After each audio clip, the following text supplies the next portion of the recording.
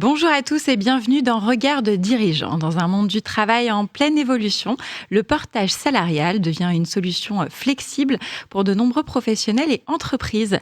Bonjour Guillaume Ridji, merci d'être avec nous aujourd'hui. Alors vous avez fondé Aterim qui est spécialisé dans le portage salarial mais aussi dans le recrutement en CDD et CDI. Est-ce que vous pouvez nous présenter Aterim et ses principaux domaines d'expertise ? Bonjour Claire. Donc oui, Aterim est une société indépendante irlandaise qu'on a créée en 2019. On est une société spécialisée dans le portage d'employés, que ce soit en CDD ou en CDI. On fait également du portage de micro-entrepreneurs et de freelance et du recrutement. Les services qu'on offre vont de services de contrats locaux jusqu'à des contrats d'expatriés. Et aujourd'hui, on est présent dans 23 pays, après, y compris la France. Ok. Alors c'est vrai que le portage salarial est une solution alternative encore un peu méconnue. En quoi ça consiste, si vous deviez me résumer déjà ?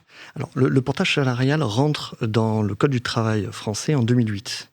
Il a été rectifié et renforcé en 2014, donc c'est assez récent. C'est un système d'emploi qui allie l'entrepreneuriat, la flexibilité de l'entrepreneuriat, et également une certaine stabilité propre au salariat. Okay. Ce sont des contrats tripartites qui sont faits entre la personne qui va être portée, la société cliente et la société de portage.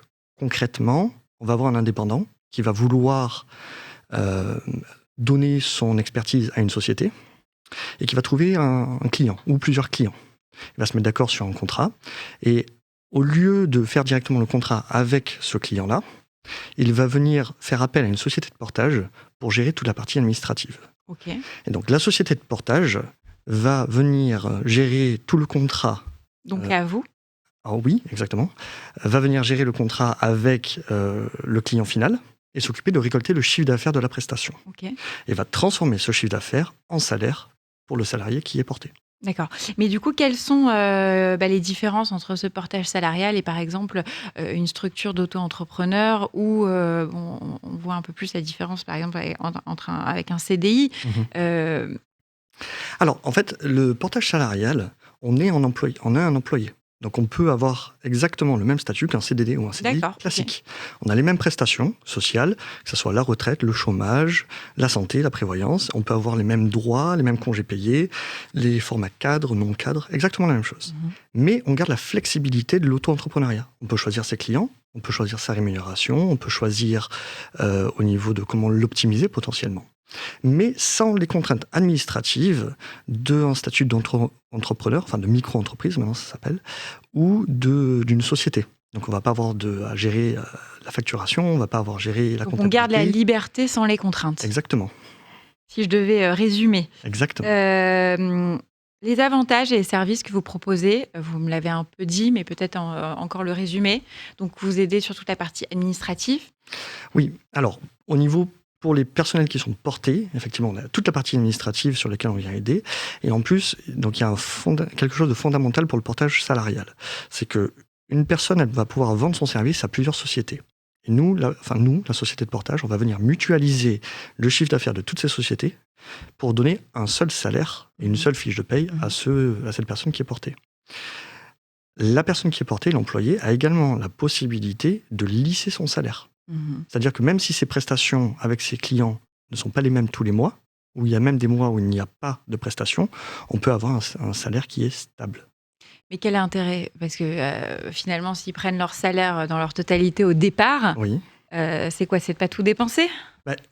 Oui, d'une part. Après, si vous êtes dans votre foyer, vous budgétisez combien vous allez dépenser tous les mois, etc. Donc, c'est rassurant pour beaucoup de personnes d'avoir la même chose tous les mois.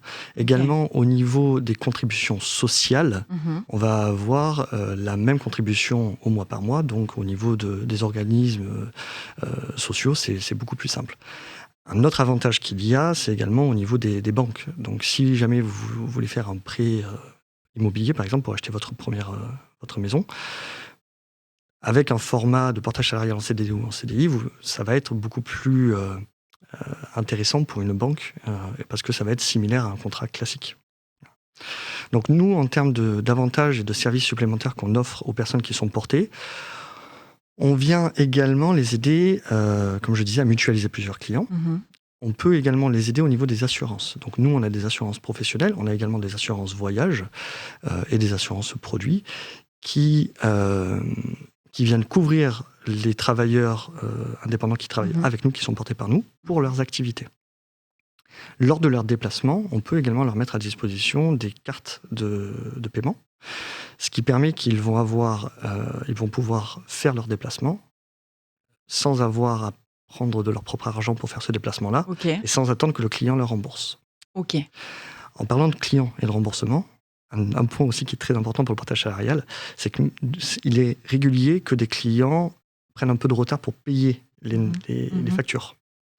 Dans le portage salarial, le salarié n'est pas impacté. Parce que vous avancez ? Exactement. Il reçoit son salaire tous les mois. Ah oui, donc c'est quand même considérable au niveau des avantages. Oui. Et donc c'est à la société de portage, nous, après, d'aller récupérer. Exactement. Ok, d'accord. Et pour les entreprises, d'ailleurs, c'est quoi les avantages de passer par une société de portage salarial ? Donc ils sont multiples. Pour les recrutements, j'entends. Alors, pour le recrutement ou pour le portage salarial ? Pour le recrutement du portage salarial. Ok. Donc ou le recrutement en général, si vous voulez. Souci. Donc, quand on passe sur des sociétés, en fait, de passer par une société de portage salarial, ça va structurer le processus achat pour la société. Donc, en fait, quand une société elle va passer avec un auto-entrepreneur directement, alors surtout s'il commence à avoir un volume de plusieurs auto-entrepreneurs, il va avoir potentiellement des processus qui vont être différents, des factures qui vont être émises, qui ne vont pas être correctes, qu'il va falloir rectifier, des problèmes de planning, etc., etc. Et des problèmes administratifs qui sont liés à la personne indépendante. Quand il y a la société de portage qui vient se mettre au milieu, en fait, la société de portage va standardiser tout ça et donc va simplifier tous ces processus pour la société. Un autre gros avantage également pour les sociétés, ça va être au niveau d'offrir des compétences que la société en interne n'a pas forcément.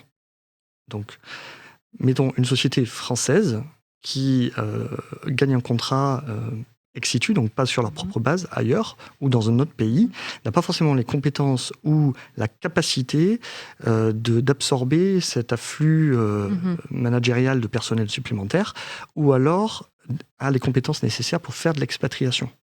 Donc nous, c'est notre métier, c'est notre spécialité, notamment l'expatriation. Donc on va être capable de porter des personnes et on a déjà en fait toutes les informations là-dessus. Donc ça va coûter beaucoup moins cher pour des sociétés de passer par du portage. Et quels sont les types de profils qui passent par Aterim, aussi bien du côté entreprise que de l'autre côté ? Alors, au niveau des indépendants, en fait, ça va être des personnes qui ont besoin d'autonomie, qui souhaitent proposer leurs services, qui ont un projet, que ce soit en France ou à l'international, et qui souhaitent avoir quand même des prestations sociales et un encadrement administratif. Donc nous, on va venir en fait faire toute la gestion pendant que eux, ils délivrent leur activité. Donc ça, c'est pour les personnels. Ça peut s'appliquer aussi aux personnes retraitées qui souhaitent justement avoir un complément retraite stable tous les mois. Et en fait, ponctuellement, ils vont faire des activités, avoir un chiffre d'affaires, que nous, on vient répartir mensuellement sur un complément retraite. Et c'est quoi les secteurs d'activité les plus présents chez vous ? Alors, aujourd'hui, on est sur une multitude de secteurs d'activité, mais initialement, quand Aterim a été créé, on s'est focalisé sur le secteur de l'aviation. Ça nous a permis de mettre en place toutes nos structures et notre modèle de fonctionnement adapté à un secteur d'activité qui est très complexe, qui est international et qui bouge énormément. On a eu beaucoup de succès sur ce secteur-là, ça a fonctionné. On a démontré qu'on fournissait un service de qualité, où on était proche des personnes comportées et des clients, et tout ça en ayant une offre très attractive. Et on s'est dit, l'année dernière, pourquoi pas s'étendre sur d'autres secteurs. Donc on est sorti du secteur de l'aviation. Bon, bien entendu, ça reste notre secteur de prédilection. Mais aujourd'hui, on s'étend sur d'autres secteurs et on fait partager notre savoir-faire. Comment vous voyez l'avenir du portage salarial et quels conseils vous donneriez à quelqu'un qui hésite encore ? Alors, l'avenir, il est très bon, dans le sens où aujourd'hui, il y a de plus en plus de personnes qui sont en recherche d'indépendance, d'autonomie, mais qui ont quand même envie d'avoir des prestations sociales. Et notamment, il y a une forte demande pour des expertises ponctuelles qui se développe de plus en plus, notamment dans la tech et dans le développement des nouveaux outils. Donc, le portage salarial est clairement indiqué pour ça. Donc, il y a beaucoup d'activités là-dessus. Pour les personnes qui hésitent, en fait, il faut regarder en fait quel va être notre besoin en couverture sociale. Donc, si aujourd'hui on veut de l'autonomie mais qu'on n'a pas besoin de couverture sociale, pourquoi pas un statut de micro-entreprise, pourquoi pas. Si on recherche un encadrement et une protection, alors le portage salarial devient la solution. Mais il y a un coût. Donc, de se faire porter, ça a un coût, parce que la société de portage, bien entendu, se rémunère. Et on va payer des prestations sociales supplémentaires. D'accord. Donc, effectivement, sur le papier, de notre chiffre d'affaires sur notre salaire, on touche un petit peu moins.